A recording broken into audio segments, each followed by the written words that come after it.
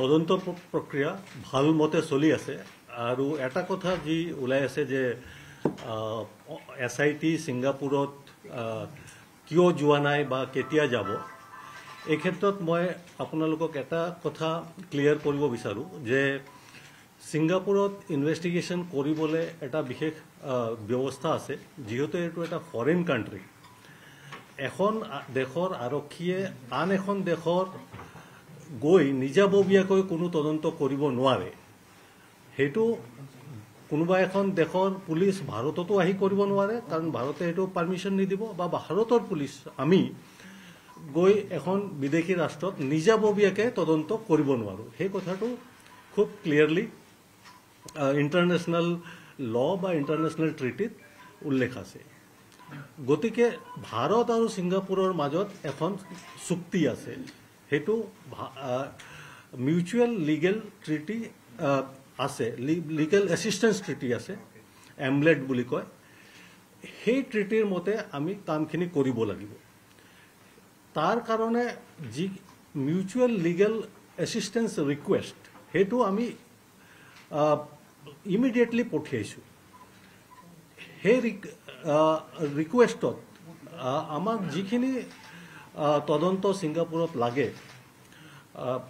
কাৰোবাৰ ষ্টেটমেণ্ট লাগে কিবা CCTV ফুটেজ লাগে বা বিভিন্ন ধৰণৰ যিখিনি আমাক ইনভেষ্টিগেশ্যনত এছিষ্টেণ্ট ছিংগাপুৰৰ পৰা লাগে সেইখিনি লিখি আমি ভাৰতৰ গৃহ মন্ত্ৰালয়ৰ জৰিয়তে ছিংগাপুৰলৈ ইতিমধ্যে প্ৰেৰণ কৰিছো ইমিডিয়েটলি প্ৰেৰণ কৰিছো আমাৰ তদন্ত আৰম্ভ হোৱাৰ লগে লগে আমি হেতু পঠিয়াইছো আৰু সেই ৰিকুৱেষ্ট ছিংগাপুৰত যি চেন্ট্ৰেল নোডেল এজেন্সি প্ৰত্যেক কাণ্ট্ৰিৰ একোটাকে চেন্ট্ৰেল নোডেল এজেন্সি থাকে ভাৰতৰ কাৰণে এইটো ভাৰতৰ গৃহ মন্ত্ৰালয় ছিংগাপুৰৰ ক্ষেত্ৰত এটৰ্নি জেনেৰেলৰ অফিচ তো ছিংগাপুৰৰ এটৰ্নি জেনেৰেলৰ অফিচত সেইখিনি গৈও পাইছে সেইখিনিৰ ওপৰত ছিংগাপুৰৰ এটৰ্নি জেনেৰেলৰ অফিচে বিবেচনা কৰি আছে কৰি তেওঁলোকে আমাক জনাব আমি নিজাববীয়াকে ছিংগাপুৰৰ পাৰমিশন নোহোৱাকে আমি ছিংগাপুৰ গৈ ইনভেষ্টিগেশ্যন কৰিব নোৱাৰো আমি তাৰ কাৰণে তেওঁলোকে আমাক ভিজা নিদিব আৰু আমি যদি নিজাববীয়াকে কিবা ধৰক টুৰিষ্ট ভিজা লৈ মনে মনে গৈ ইনভেষ্টিগেশ্যন কৰিব বিচাৰো সেইটো ইল্লিগেল হ'ব ছিংগাপুৰে সেইটো আমাক ভিজা ভায়োলেশ্যনৰ কাৰণে প্ৰসিকিউট কৰিব পাৰে তাৰোপৰি তেনেকে যদি আমি কিবা এটা এভিডেন্স তাৰ পৰা আনো আমাৰ কোৰ্টত সেইটো এডমিছিবল নহব গতিকে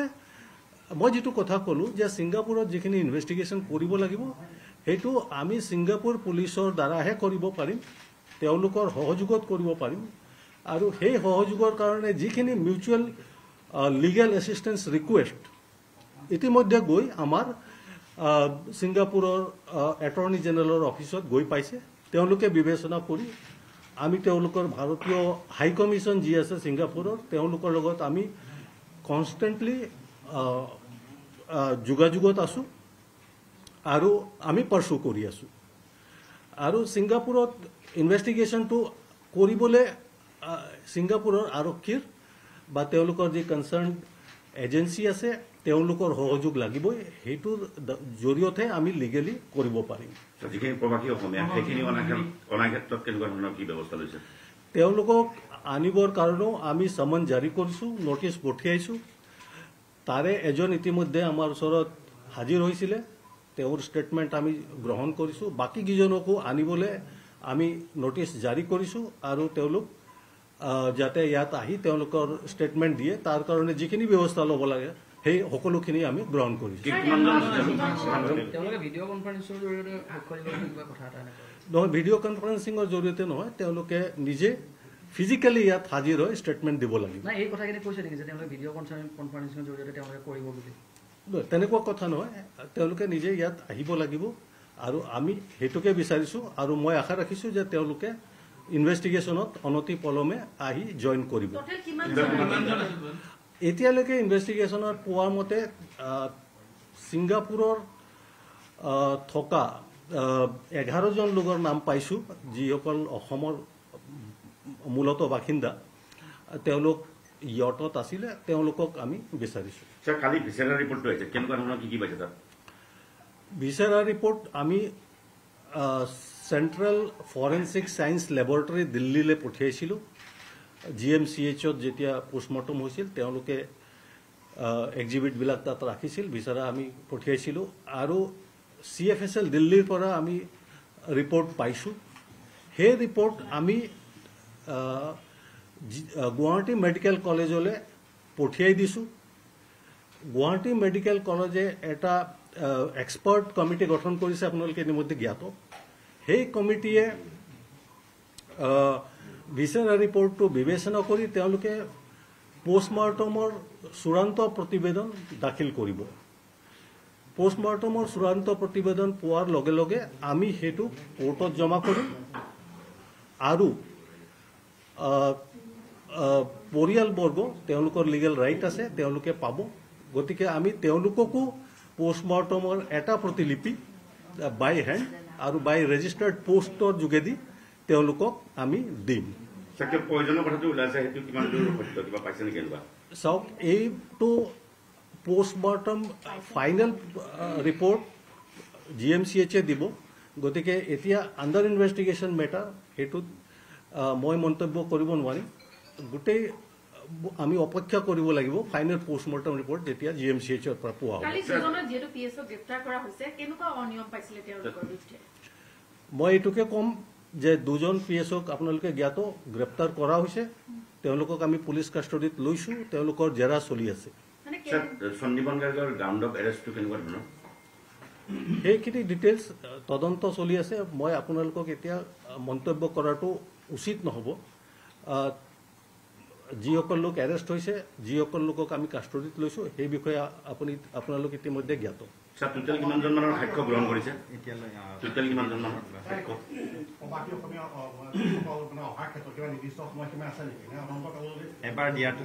নিশ্চয় আমি সময় বান্ধি দিওঁ এটা সময় আমি বান্ধি দিছিলোঁ সেইটো উকলিছে আমি আকৌ এটা সময় দি তেওঁলোকক যিমান লিগেল ৰিপৰ্টছ আছে আমাৰ হাতত আইন মতে যিখিনি ব্যৱস্থা আছে আমাৰ হাতত বহুতো ব্যৱস্থা আছে গতিকে তেওঁলোকক ইনভেষ্টিগেশ্যনত জইন কৰিবলৈ যিখিনি আইনত ব্যৱস্থা আছে সকলো ব্যৱস্থা আমি ল'ম আমাৰ এতিয়াও সাক্ষীবাদী চলি আছে আপোনালোকে গম পাই আছে আজিও আমি কিছুমান লোকৰ সাক্ষী লৈ আছোঁ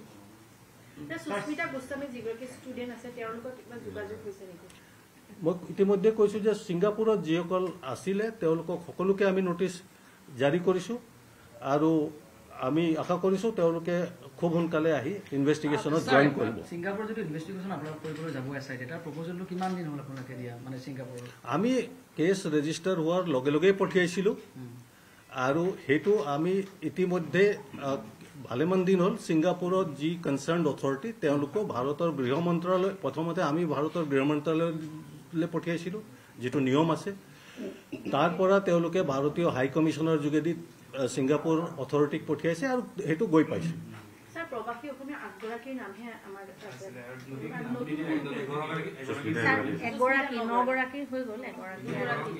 মুঠতে 11 গৰাকী আছে মই এতিয়া নাম চবৰ কোৱাটো উচিত নহ'ব কিন্তু মুঠতে 11 গৰাকীৰ নাম আছে এগৰাকী ইতিমধ্যে আহিছে সেইটো আপোনালোকে জ্ঞাত তেওঁলোকক আমি উইদাউট ডিলে মাতিছোঁ যাতে তেওঁলোকে ইমিডিয়েটলি আমি আহিবলৈ মাতিছোঁ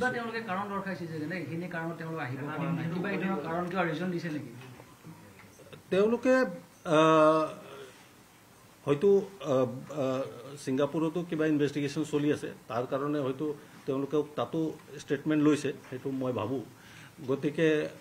তেওঁলোকৰ হয়তো সেইকাৰণে অলপ ডিলে হ'ব পাৰে কিন্তু আমি তেওঁলোকক আকৌ সময়সীমা বান্ধি দিছোঁ আৰু তেওঁলোকক আহিবলৈ আমি হাজিৰ হ'বলৈ এটা কথা ওলাইছে সকলো অসমবাসীয়ে বিচাৰি আছে যে জুবিন গাৰ্গৰ মৃত্যুটো কি দৰে হৈছে এৰেষ্টৰ সংখ্যা বাঢ়িছে 7 জনলৈ বৃদ্ধি হৈছে কিন্তু জুবিন গাৰ্গৰ মৃত্যুটোৰ কাৰণটো জানিব বিচাৰিছে কিবা কাৰণ এনেকুৱা পাইছে নেকি আমাৰ তদন্ত চলি আছে তদন্তৰ এতিয়া মই সেই বিষয়ে মন্তব্য কৰাটো উচিত নহ'ব। স্যাৰ এওঁলোকক আকৌ জিম্মাত বিচৰা হ'ব নেকি শ্যাম কানু বা শেখৰ বা সিদ্ধাৰ্থ তেওঁলোকক? চাওক এইটো আইনত যিটো ব্যৱস্থা আছে এট এ টাইম আমি মেক্সিমাম 14 দিনৰ কাষ্টডি পাব পাৰোঁ। আমি ইতিমধ্যে তেওঁলোকৰ 14 দিনৰ কাষ্টডি কোৰ্টে আমাক দিছে। গতিকে ইমিডিয়েটলি এতিয়া আমি 14 দিনতকৈ বেছি আমি নাপাম, কাৰণ আমি অলৰেডি যিমান আইনত ইতিমধ্যে যিমান দিন ল'ব লাগে মেক্সিমাম আমি লৈছোৱেই। স্যাৰ যদি তেওঁলোক নাহে বা অসম আৰক্ষী ছিংগাপুৰলৈ যাব নোৱাৰে তেতিয়া তদন্ত প্ৰক্ৰিয়া দুৰ্বল হ'ব নেকি? নহয় তদন্ত আমাৰ এতিয়াও ভালকৈ চলি আছে আৰু গতিকে তেওঁলোকে ইনভেষ্টিগেশ্যনত জইন কৰিব। গতিকে সেইটো জইন নকৰাৰ কথা নাই। আৰু আমাৰ তদন্ত এই মুহূৰ্তত কোনো ধৰণে হেম্পাৰ হোৱা নাই আৰু আমাৰ যি সাক্ষীবাদী ইয়াত ল'ব লাগে সেইখিনি ভালকৈ চলি আছে। গতিকে ছিংগাপুৰৰ পৰা যিটো এছিষ্টেঞ্চ সেইটো আমি এতিয়া অলপ পলম হ'লেও আমাৰ ইনভেষ্টিগেশ্যনত কোনো হেম্পাৰ হোৱা নাই। ছিংগাপুৰৰ পষ্টমৰ্টেম ৰিপৰ্টটো পাইছে নেকি আপোনালোকে? ছিংগাপুৰৰ পষ্টমৰ্টেম ৰিপৰ্ট মই জনামতে ছিংগাপুৰৰ পষ্টমৰ্টেম ৰিপৰ্টটো ছিংগাপুৰ অথৰিটিয়ে তেখেতৰ পৰিয়ালবৰ্গক দিব দিছে আৰু এইটো বেলেগক শ্বেয়াৰ কৰিবলৈ কোৱা নাই। গতিকে পৰিয়ালবৰ্গই পাইছে নিশ্চয়। স্যাৰ এটা কথা অকণমান জানিব বিচাৰিছোঁ যে সকলোৱে বিচাৰিছে যে পিঅ' ভিজিট এতিয়ালৈকে হোৱা নাই, গতিকে গোটেই ইনভেষ্টিগেশ্যনটোৰ কাৰণে পিঅ' ভিজিটৰ কিমান ইম্পৰ্টেঞ্চ আছে? ইম্পৰ্টেঞ্চ আছে। মই কিন্তু ইতিমধ্যে কৈছোঁ যে আমি যাম বুলিয়ে গৈ তাত পিঅ' ভিজিট কৰিব নোৱাৰোঁ, কাৰণ সেইটো পিঅ'টো ক'ত? ছিংগাপুৰত, এখন বিদেশত। গতিকে পিঅ' ভিজিট কৰাই হওক বা তাত অন্য এভিডেন্স কালেক্ট কৰাই হওক সেইটো আমি মিউচুৱেল লিগেল এছিষ্টেঞ্চ ৰিকুৱেষ্টৰ জৰিয়তেহে কৰিব লাগিব। সেইখিনি ৰিকুৱেষ্ট আমাৰ অলৰেডি ইতিমধ্যে গৈ তাত পাইছে। তেওঁলোকে বস্তুটো বিবেচনা কৰি আছে আৰু বিবেচনা কৰি আমাক জনাম বুলি কৈছে। স্যাৰ বহুত লোকে কৈছিলে যে তদন্তত সহায় কৰিব পৰাকৈ তথ্য দিব, মানস ৰবিনেও কৈছিলে তেনেকে। এই যিবোৰ তথ্য দিছে তাৰ পৰা কিবা পোৱা গৈছে নে? আমি বহু লোকৰ সাক্ষী লৈছোঁ আৰু তেওঁলোকৰ ষ্টেটমেণ্ট লোৱা হৈছে। মই এই মুহূৰ্তত ইমানখিনিয়ে ক'ম।